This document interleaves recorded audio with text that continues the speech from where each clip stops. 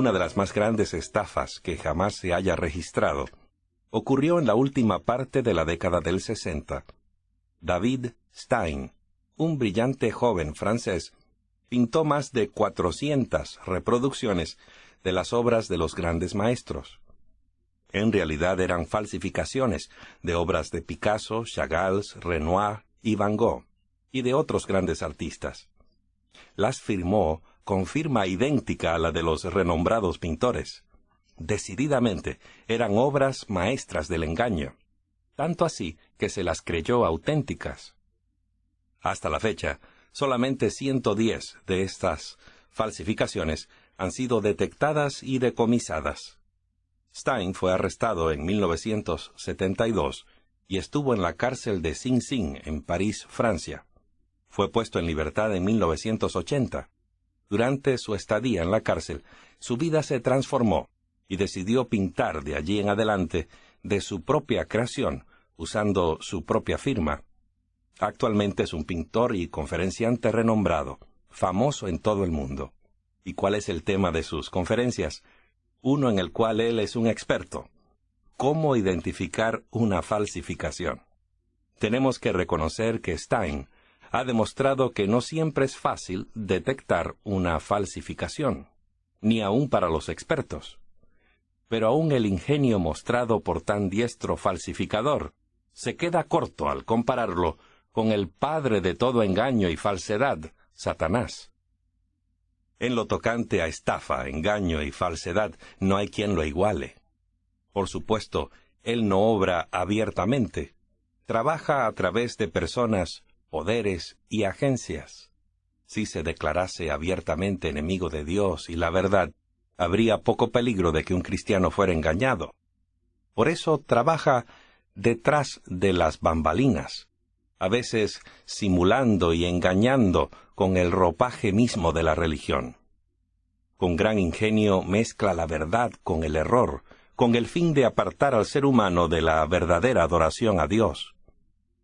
Dios no nos deja a merced de este gran engañador, y nos ha advertido en la Biblia acerca del engaño más portentoso de todos los siglos, el cual ocurrirá en la hora final. La Biblia dice que Daniel tuvo un sueño acerca de bestias que subían de la mar. Estaba mirando en mi visión de noche, Daniel escribió, y he aquí que los 4 vientos del cielo agitaban el gran mar. Y 4 grandes bestias, diferentes la una de la otra, subían del mar. ¿Bestias que subían de la mar? ¿Qué significa eso? Dejemos que la Biblia misma nos dé la clave para interpretar esta profecía simbólica. En este sueño, lo primero que observamos es el elemento agua.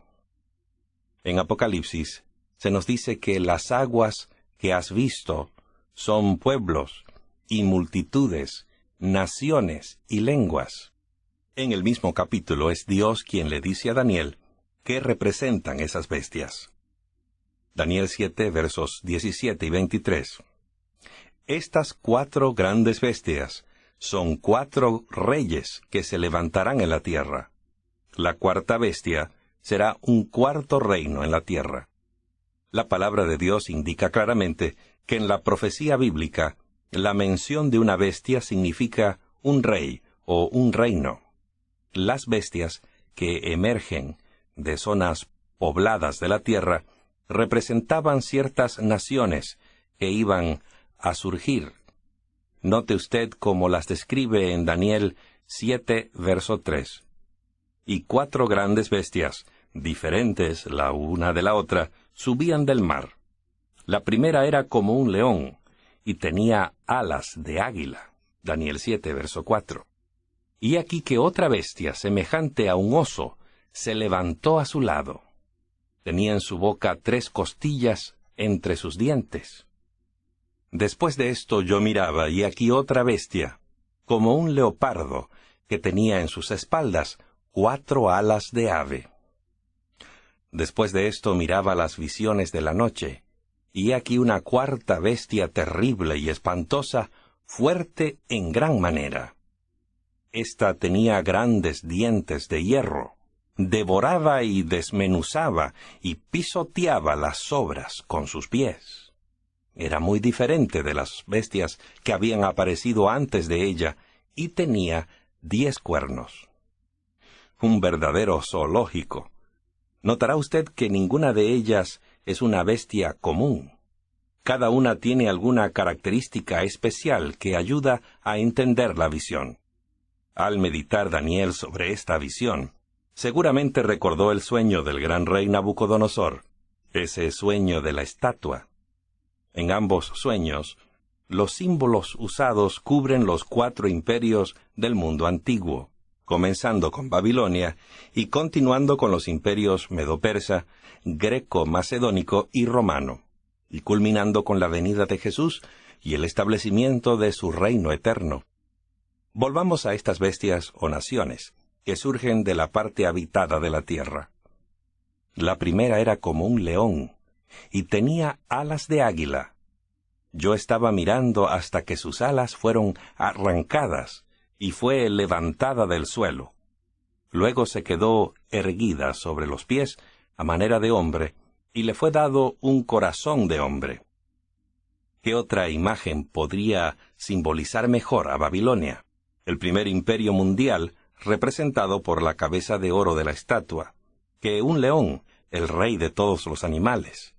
Los antiguos babilonios usaban el león para representar su imperio. Los arqueólogos descubrieron en las ruinas de Babilonia este símbolo del león con alas de águila. Así como el león es reconocido por su fuerza y poder de conquistar, las del rey Nabucodonosor fueron insuperables. La rapidez con que Babilonia obtuvo poder y amplió su imperio está apropiadamente simbolizada por las alas de águila. Note usted que en otro lugar, Dios usa el mismo símbolo del león para representar a Babilonia. Jeremías 4, verso 7. El león sale de su espesura. Se ha puesto en marcha el destructor de las naciones. Ha salido de su lugar para convertir tu tierra en desolación. El soberbio y prepotente rey de Babilonia imaginaba que su reino duraría para siempre. Aparentemente no cabía en su mente la idea de que otra nación pudiera reinar sobre el mundo. Hizo inscribir en los ladrillos de sus edificios las palabras, que pueda durar para siempre. El 13 de octubre del año 539 a.C., acabó en forma nada gloriosa el reino de Babilonia, representado por la cabeza de oro en la estatua que soñó Nabucodonosor, y por el león con alas de águila del sueño de Daniel. El reino o imperio representado por la segunda bestia, el oso, no puede ser otro que la conquistadora nación de Medo-Persia, el mismo reino representado por los brazos y pecho de plata en la gigantesca estatua de metal. Al observar esta bestia en visión, dijo Daniel, se levantó a un lado, tenía en su boca 3 costillas entre sus dientes. Daniel dijo que el oso tenía 3 costillas entre sus dientes, pero la Biblia no las da por nombre. Sin embargo, la mayoría de los estudiosos de las Escrituras convienen en que las 3 costillas representan a Lidia, Babilonia y Egipto, los 3 países principales que fueron como devorados por los ejércitos medo-persas.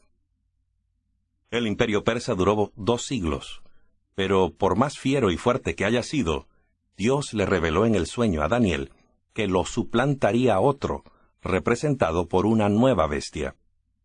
Después de esto yo miraba, y aquí otra bestia, como un leopardo, que tenía en sus espaldas 4 alas de ave. Esta bestia también tenía 4 cabezas, y le fue dado dominio. De la misma manera como el andar de un oso no puede rivalizar con la carrera súbita y veloz de un leopardo, los ejércitos medo-persas no pudieron defenderse del rápido avance de Alejandro Magno. En el sueño profético de Nabucodonosor, el vientre y los muslos de metal de la imagen representaban el tercer imperio mundial, el de Grecia, el cual aparece como el leopardo en el sueño de Daniel. Las 4 alas describen la gran velocidad de las conquistas de Alejandro Magno. Alejandro derrotó a Darío III de Persia en la batalla de Arbela en el año 331 a.C., lo cual lo convirtió en menos de 12 años en el gobernante del más grande imperio mundial por su extensión territorial que se haya conocido. Las 4 cabezas del leopardo representan las 4 divisiones de Grecia. Daniel 8:22 dice: 4 reinos se levantarán de esa nación. La historia cuenta que efectivamente el imperio griego se dividió en 4 partes. Alejandro murió a la edad de 31 años, precisamente 7 años después de la gran batalla de Arbela. Aún antes de ser sepultado, comenzó la lucha por el poder, primero entre sus familiares y luego entre sus jefes militares. Finalmente 4 de los generales de Alejandro tomaron las riendas del imperio. Ahora el leopardo o Grecia tenía 4 cabezas: Casandro, Lisímaco, Ptolomeo y Seleuco. La mayoría de las personas tienen problemas aún para mantener una sola cabeza en la dirección correcta. Imaginen lo que sucedería si tuviéramos 4. Se produciría simplemente un caos, cada cabeza tratando de ser la número 1. Eso es exactamente lo que sucedió con el imperio griego. Los 4 generales de Alejandro eran hombres egoístas y ambiciosos que deseaban gobernar ellos solos el imperio. Cada uno de ellos afiló su espada en contra del otro y el imperio cayó en una maraña de rivalidades y contiendas. La zozobra y contiendas continuaron entre las 4 partes del imperio hasta que finalmente, el 22 de junio del año 168 a.C., en la batalla de Pydna, sucumbió el imperio de Alejandro Magno, 144 años después de su muerte. Pero ¿qué actuación tendría la 4ª bestia feroz que Daniel dijo que alcanzaría el poder después del imperio griego? El ángel le dijo a Daniel que este 4º reino sería diferente al de los otros reinos. La bestia que lo representaba era extremadamente poderosa y tenía enormes dientes de hierro para destruir su presa. Se trataba de un poder cruel y malvado. No se podría hallar una mejor descripción del imperio romano. Roma fue más cruel y brutal que todos los imperios anteriores. Los romanos destruían naciones enteras o vendían a sus habitantes como esclavos. Esta espantosa bestia tenía dientes de hierro, así como el 4º imperio de estatura tenía piernas también de hierro.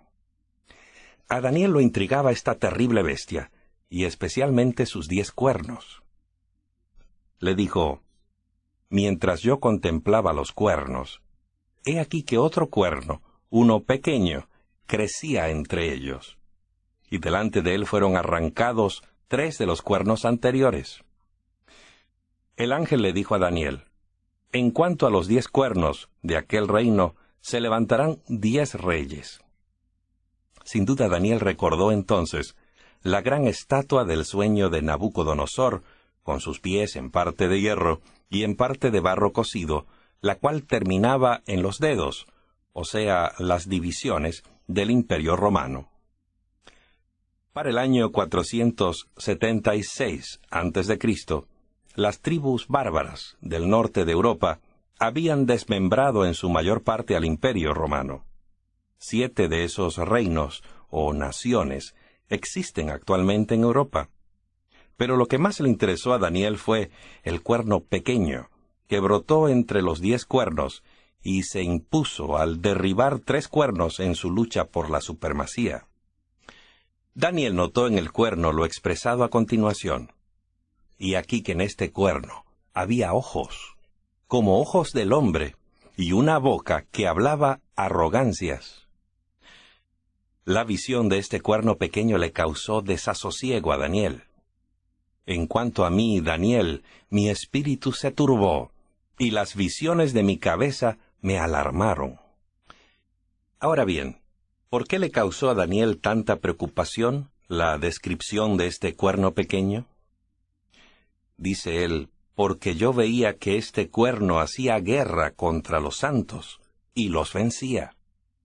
Él hablará palabras contra el Altísimo y oprimirá a los santos del Altísimo. Intentará cambiar las festividades y la ley. En su mano serán entregadas durante un tiempo, tiempos y la mitad de un tiempo. Daniel reconoció que esta predicción no trataba solamente de historia secular, sino que tenía que ver con la historia del pueblo de Dios. Este cuerno pequeño hizo guerra contra los santos de Dios y de hecho prevaleció contra ellos por un largo período. Obviamente iba a ser un poder hostil y perseguidor, un poder o agencia usado por Satanás para hacer guerra contra Dios, su pueblo y su verdad. Daniel dijo, mucho me perturbaron mis pensamientos y me puse pálido, pero guardé el asunto en mi corazón. ¿Qué representa este cuerno pequeño? Vamos a examinar la descripción bíblica del mismo cuerno y lo que la historia registra en cuanto a cómo cumplió lo especificado en la profecía. Daniel describe a la cuarta bestia o cuarto imperio mundial de Roma así: terrible y espantosa, fuerte en gran manera, y tenía 10 cuernos. Daniel 7:24 nos dice que los 10 cuernos significaban que de aquel reino se levantarán 10 reyes. En lugar de otro imperio mundial que se presentaría en el escenario de la historia a la caída del cuarto, la profecía predijo que habría una división del imperio romano en 10 reinos menores. La historia confirma esa parte de la profecía de Daniel. Los historiadores nos dicen que la división de Roma era un hecho irreversible para el año 476 después de Cristo. De acuerdo con el historiador inglés Edward Elliot, en su libro Ore Apocalyptae, o Hora Apocalíptica, las siguientes tribus bárbaras desmembraron el Imperio Romano entre el año 351 y el 476 después de Cristo. La siguiente lista da los nombres de las tribus bárbaras y su equivalente contemporáneo: alanos o alemanes, burgundios o suizos, francos o franceses, lombardos, italianos, sajones, ingleses, suevos, portugueses, visigodos, españoles, érulos, ostrogodos y vándalos, extintos actualmente. Estos son los 10 cuernos de la cuarta bestia que vio Daniel. Y de acuerdo con la profecía, el cuerno pequeño se iba a levantar con gran poder después de los 10 cuernos o divisiones del Imperio Romano. En cuanto a los 10 cuernos, de aquel reino se levantarán 10 reyes. Tras ellos se levantará otro y derribará a 3 reyes. En el año 493 después de Cristo, los érulos fueron destruidos con la ayuda del emperador Zenón. Justiniano, otro emperador, exterminó a los vándalos en el año 534 y luego acabó con el poder de los ostrogodos en el año 538. De esta manera los 3 cuernos de la profecía de Daniel fueron arrancados, con lo cual surgió el poder de la Iglesia en Roma. Entonces el emperador Justiniano decretó que el obispo o papa de Roma fuese el dirigente religioso de la Roma de Occidente. Daniel predijo también que el cuerno pequeño sería diferente de los otros reinos. Tras ellos se levantará otro. ¿Era diferente esta bestia? Ciertamente lo era. Los otros reinos eran poderes políticos, pero este cuerno pequeño era una potencia religiosa que ejercería poder político. El dedo profético parece estar señalando hacia la Iglesia Católica de la Edad Media como el cuerno pequeño de Daniel 7, justamente como lo indicaron los reformadores protestantes. Daniel proporcionó también otra característica identificadora de este poderoso cuerno pequeño. Yo veía que este cuerno hacía guerra contra los santos y los vencía.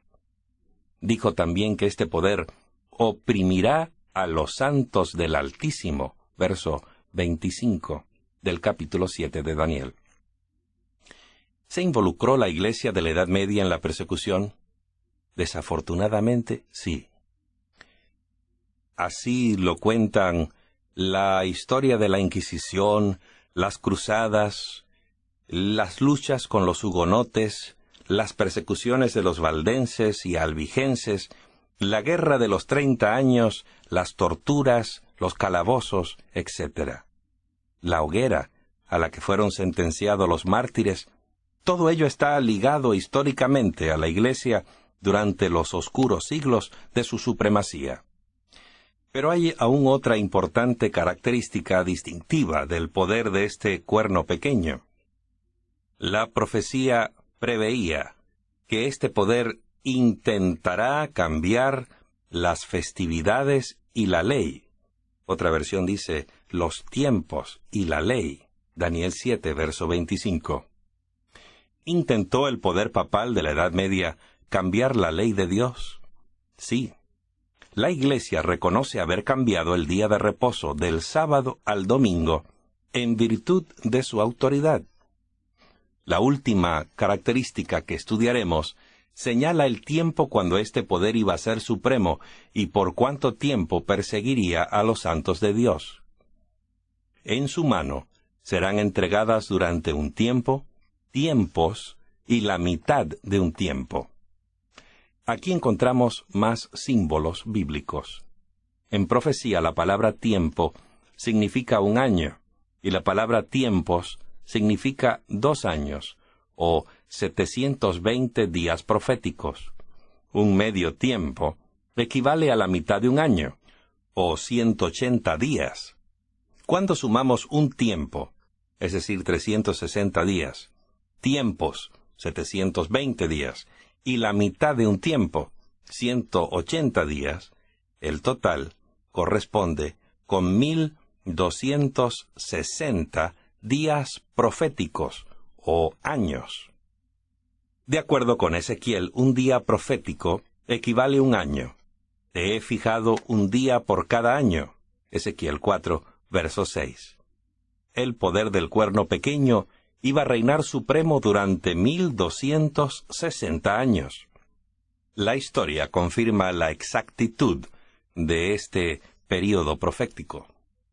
Los ostrogodos, la última tribu en oponerse a la Iglesia romana, fueron vencidos en el año 538 después de Cristo, lo cual dejó libre a la Iglesia romana para ejercer su poder político y eclesiástico. Exactamente 1260 años más tarde, el general Berthier, a las órdenes de Napoleón, dio la impresión de haber destruido el poder político de la Iglesia romana. Al estudiar la profecía de Daniel 7 y del cuerno pequeño que surgió de la cabeza de la cuarta bestia, hemos descubierto los siguientes puntos de identidad que indican cuál es ese poder. Vamos a repasarlos. El cuerno pequeño surgió en la Europa occidental entre los 10 reinos que se formaron al dividirse el Imperio Romano. Para su crecimiento en poder, arrancó 3 de los anteriores reinos, el de los érulos, los ostrogodos y los vándalos. Los 3 eran arrianos y se rehusaron a aceptar el Papa como cabeza de la Iglesia. La profecía dice que este cuerno pequeño aparecería de entre los otros cuernos ya establecidos. Esto significa que este reino se establecería después del 476 después de Cristo. Este poder sería diferente al de los otros reinos. Era tanto un poder político como religioso. El cuerno pequeño perseguiría o quebrantaría a los santos. Yo veía que este cuerno hacía guerra contra los santos y los vencía. Daniel 7, versos 21 y 25. Este poder pensaría en cambiar los tiempos y la ley. En otras palabras, imaginaría que tenía poder para cambiar los tiempos y los mandamientos de Dios. Daniel 7:25. La profecía señala además que iba a reinar supremo por un período de 1260 años. La Biblia dice, en su mano serán entregadas durante un tiempo, tiempos y la mitad de un tiempo. Según esta profecía, hubo solamente un poder en el mundo que surgió en el tiempo y el lugar precisos para cumplir todos estos detalles. Este poder es la Iglesia romana. Vamos a adelantarnos ahora hasta llegar al clímax de la gran profecía de Daniel, pues tiene un final muy feliz para el pueblo de Dios. Mientras Daniel contemplaba en visión los poderes de la tierra, luchando en busca del dominio político y religioso, su atención se volvió de pronto a lo que ocurría en el cielo. Estaba mirando hasta que fueron puestos unos tronos, y se sentó un anciano de días.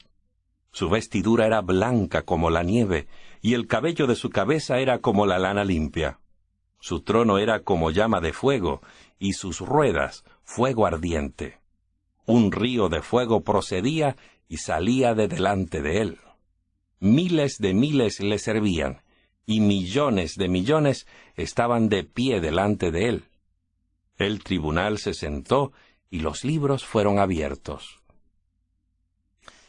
Daniel vio cuando Dios el Padre, llamado aquí anciano de grande edad, llegó y se sentó en su glorioso trono. Note usted cómo describe Daniel este acontecimiento. Hasta que vino el anciano de días. Ahora el tribunal estaba listo para el comienzo del juicio. El tribunal se sentó, y los libros fueron abiertos. Se le mostró a Daniel el juicio en el cielo, y a Dios juzgando al cuerno pequeño que les hizo guerra a los santos. Daniel vio también el resultado de este juicio. Pero el tribunal se sentará, y le será quitado su dominio para ser exterminado y destruido por completo. Entonces Daniel vio algo muy especial y hermoso que sucedió después que el Padre tomó asiento y el juicio estaba listo para iniciarse. Estaba yo mirando en las visiones de la noche, y aquí que en las nubes del cielo venía alguien como un hijo del hombre. Llegó hasta el anciano de días, y le presentaron delante de él. ¿Quién es esta persona distinguida llamada el Hijo del Hombre, que fue presentada delante del juez eterno? Jesús se aplicó a sí mismo este término más de 40 veces en el Nuevo Testamento. Les dijo a sus asombrados discípulos, dijo, «El Hijo del Hombre ha de ser entregado en manos de hombres, y le matarán, pero al tercer día resucitará». A Judas, el discípulo traidor, le preguntó Jesús, «Judas, ¿con un beso entregas al Hijo del Hombre?» Pero la declaración más importante la dirigió al sumo sacerdote que pertenecía al Sanedrín, que condenó a Jesús. «De aquí en adelante veréis al Hijo del Hombre sentado a la diestra del poder y viniendo en las nubes del cielo». Aquí Jesús se identifica a sí mismo, sin duda alguna, como el Hijo del Hombre que Daniel vio en visión, aquel que venía en las nubes del cielo. Cristo se presenta en el juicio para representar a todos los pecadores que lo han aceptado como su defensor y mediador. Como nuestro abogado en esa corte, nunca ha perdido un caso. El texto dice que los libros se abrieron. El tribunal se sentó y los libros fueron abiertos. Los libros tienen escrito cada acto de nuestra vida, bueno o malo. Registran también las oportunidades que Dios nos ha dado y la forma como respondimos a ellas. Si aceptamos a Cristo como nuestro Salvador y Señor, entonces, cuando nuestro caso se presenta delante de Dios, Cristo se adelanta como nuestro Salvador, implicando con ellos que su muerte se ha encargado ya de cada pecado que hemos cometido. En ese día, su vida sin pecado toma el lugar de la vida pecaminosa que hemos vivido, y la única cosa que considera el Padre en nuestro registro es la vida sin mancha de Cristo que se nos ha acreditado en nuestro favor. Tendremos vida eterna, no por lo que hayamos hecho, sino por lo que Cristo ha hecho en la cruz por nosotros. Tal vez Daniel se interesó tanto en el cuerno pequeño, y en lo que finalmente sería de él, que se adelantó y dio la historia completa de su carrera, lo cual de hecho toma lugar después del juicio, anterior al detenimiento, cuando se escudriñen todos los asuntos de esta tierra y se tome la decisión acerca de quiénes formarán parte del reino eterno de Dios. El reino y el señorío le fueron dados a Cristo. Dice Daniel 7:14. Entonces le fue dado el dominio, la majestad y la realeza. Todos los pueblos, naciones y lenguas le servían. Su dominio es dominio eterno que no se acabará, y su reino uno que no será destruido. Daniel continúa dando más buenas noticias acerca de este reino. Y la realeza, el dominio, serán dados al pueblo de los santos del Altísimo. El pueblo de Dios, sus santos, son los herederos, juntamente con Cristo, al tomar él posesión de ese reino eterno. Pero los santos del Altísimo tomarán el reino y lo poseerán por los siglos y por los siglos de los siglos. Esta parte de la profecía coincide con la piedra en el sueño de Nabucodonosor, la cual fue cortada no con mano, y dio con la imagen en sus pies, y la piedra se convirtió en una gran montaña que llenó toda la tierra. En estas dos profecías paralelas, el sueño del rey Nabucodonosor, de la gran imagen, y el sueño de Daniel de las 4 bestias, Dios resume la historia de esta tierra desde los tiempos de la antigua Babilonia hasta el gran día cuando Jesús venga en gloria a establecer su reino eterno de amor y justicia. Actualmente estamos viviendo en los días de estos reyes, en el tiempo correspondiente a los pies de hierro y barro cocido. Se está acabando el tiempo para la tierra como es y para sus habitantes. Este es el mensaje que Dios está tratando de darnos a cada uno por medio de sus grandes profecías. ¡Qué extraordinaria forma de predecir siglos de historia mundial en solo 2 breves capítulos de la Biblia! Y si lo pensamos bien, ¿no fue ese sueño dado a Daniel esa noche, hace tanto tiempo en Babilonia, una tremenda expresión del amor de Dios y de su interés por su pueblo en la tierra? En ese tiempo, Jerusalén estaba en ruinas. Israel, el pueblo de Dios, estaba cautivo en Babilonia. El panorama parecía muy oscuro. Pero Dios, en forma inusual, le estaba diciendo a Daniel: yo tengo el control de todas las cosas. Los reinos y los reyes pueden surgir y caer. Los imperios pueden levantarse y desaparecer, pero yo no me he olvidado de mis hijos en la tierra y mi plan para ellos. Algún día, todas las cosas estarán bien. Amigos que me escuchan, reinos y reyes han surgido y han desaparecido. La doble profecía de la imagen y las bestias ha llegado casi a su total cumplimiento. Jesús viene muy pronto a ejecutar su juicio y restaurar el dominio perdido por Adán y Eva mucho tiempo atrás. Él desea que todos sus hijos de este planeta, que serán parte de ese reino, estén listos para ese glorioso momento cuando el Salvador regrese. En ese día podremos contar como un leopardo que tenía en sus espaldas 4 alas de ave. Después de esto miraba las visiones de la noche, y aquí una 4ª bestia terrible y espantosa, fuerte en gran manera. Esta tenía grandes dientes de hierro, devoraba y desmenuzaba y pisoteaba las sobras con sus pies. Era muy diferente de las bestias que habían aparecido antes de ella, y tenía 10 cuernos. Un verdadero zoológico. Notará usted que ninguna de ellas es una bestia común. Cada una tiene alguna característica especial que ayuda a entender la visión. Al meditar Daniel sobre esta visión, seguramente recordó el sueño del gran rey Nabucodonosor, ese sueño de la estatua.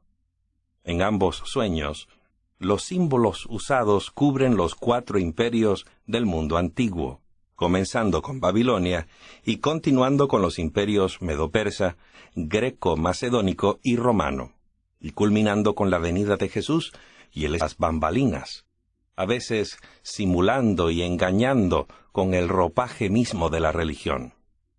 Con gran ingenio mezcla la verdad con el error, con el fin de apartar al ser humano de la verdadera adoración a Dios. Dios no nos deja a merced de este gran engañador, y nos ha advertido en la Biblia acerca del engaño más portentoso de todos los siglos, el cual ocurrirá en la hora final.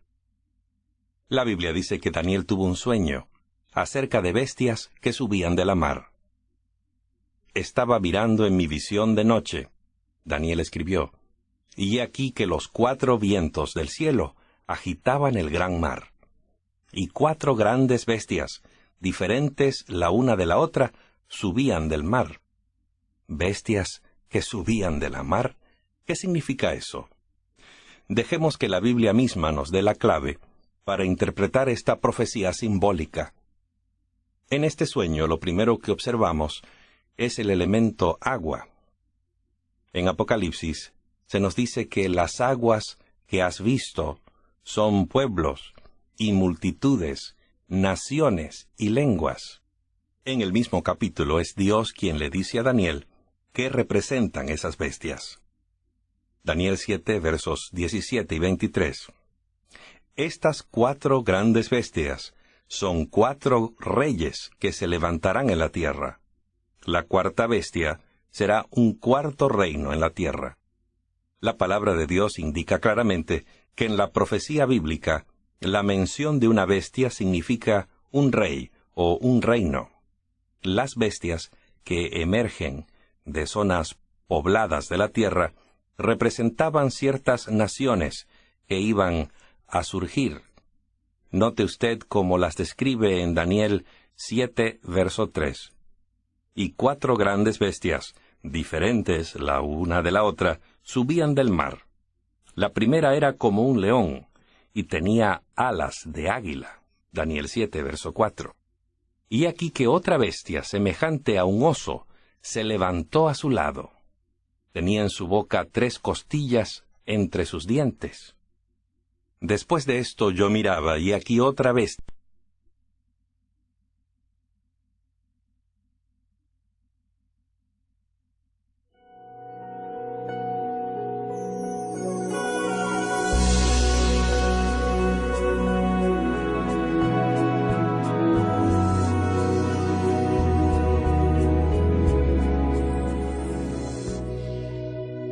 Una de las más grandes estafas que jamás se haya registrado ocurrió en la última parte de la década del 60. David Stein, un brillante joven francés, pintó más de 400 reproducciones de las obras de los grandes maestros. En realidad eran falsificaciones de obras de Picasso, Chagall, Renoir y Van Gogh, y de otros grandes artistas. Las firmó con firma idéntica a la de los renombrados pintores. Decididamente, eran obras maestras del engaño, tanto así que se las creyó auténticas. Hasta la fecha, solamente 110 de estas falsificaciones han sido detectadas y decomisadas. Stein fue arrestado en 1972 y estuvo en la cárcel de Sing Sing, en París, Francia. Fue puesto en libertad en 1980. Durante su estadía en la cárcel, su vida se transformó y decidió pintar de allí en adelante de su propia creación, usando su propia firma. Actualmente es un pintor y conferenciante renombrado, famoso en todo el mundo. ¿Y cuál es el tema de sus conferencias? Uno en el cual él es un experto. ¿Cómo identificar una falsificación? Tenemos que reconocer que Stein ha demostrado que no siempre es fácil detectar una falsificación, ni aun para los expertos. pero aún el ingenio mostrado por tan diestro falsificador se queda corto al compararlo con el padre de todo engaño y falsedad, Satanás. En lo tocante a estafa, engaño y falsedad, no hay quien lo iguale. Por supuesto, él no obra abiertamente. Trabaja a través de personas, poderes y agencias. Si se declarase abiertamente enemigo de Dios y la verdad, habría poco peligro de que un cristiano fuera engañado. Por eso trabaja detrás de la